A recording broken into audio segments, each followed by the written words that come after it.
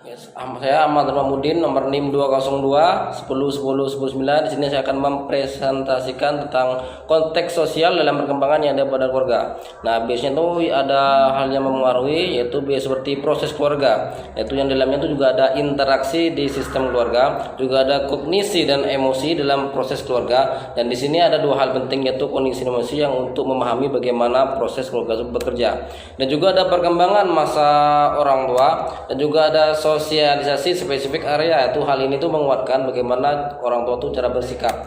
Dan juga ada perubahan kultur sosial dan sejarah dari pengasuhan, karena dalamnya itu juga ada pengadopsian pengasuhan, dan juga ada orang tua sebagai pengatur dalam kehidupan anaknya. Maksudnya ini adalah orang tua itu juga ikut serta dalam mengembangkan kemampuan anak-anaknya, dan juga gaya pengasuhan yang dilakukan oleh orang tua tersebut, dan juga ada hubungan orang tua dengan remaja. Dan di sini tuh juga ada aspek penting di dalamnya, yaitu adalah cinta dan konflik. Ya, karena kan ketika anak-anak sudah remaja itu sudah mengalami berbagai konflik. Jadi orang tua itu menumbuhkan relasi dan koneksi dengan dengan anaknya itu melalui rasa cinta atau kasih sayang. Itu juga ada dari saudara kandung, dan kan dalamnya juga ada hubungan antara saudara kandung. Nah, biasanya kan hubungan saudara kandung ketika masih kecil sama dewasa kan beda. Kalau ketika kecil tuh biasanya main bersama, main bareng. Ketika dewasa juga sering berantem. Nah, disinilah gunanya orang tua tuh sudah terlatih menjadi seorang dari penengah atau pencegah dari konfliknya dari dua saudara tersebut.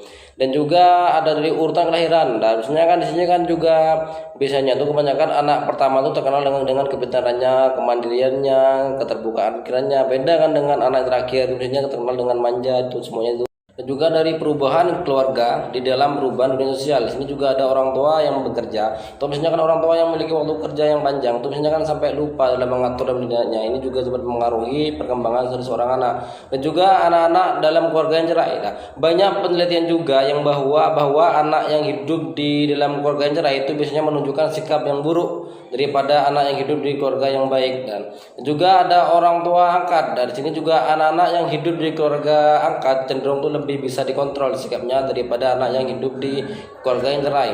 Dan juga orang tua yang gay atau lesbi, ya itu penelitian itu juga membuktikan bahwa anak yang tumbuh dari orang tua yang seperti ini juga akan dikenal memiliki sikap yang sama seperti orang tuanya.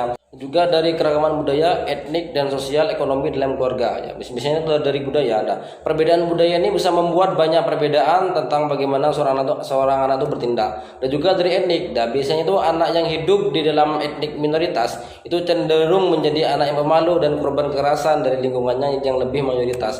Dan juga dari satu sosial ekonomi. Nah, biasanya tuh anak yang hidup di ekonomi rendah itu memiliki perilaku yang berbeda dengan anak yang hidup di ekonomi yang menengah